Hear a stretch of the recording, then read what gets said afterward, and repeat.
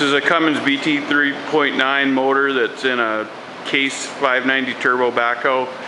We've disassembled the majority of it. Motor's coming out today. I'm going to have Pat start the motor.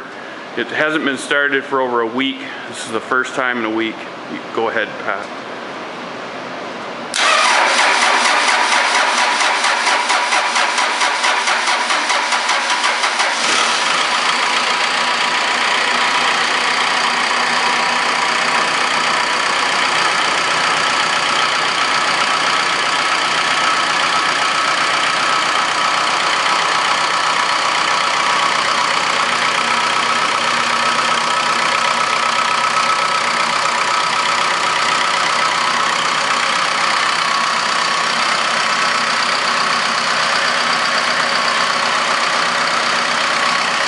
Rev it up a little bit.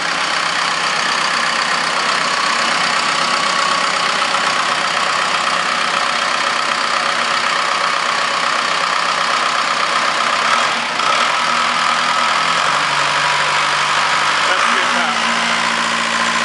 The oil will come out of the torque converter if we run it too long. All right.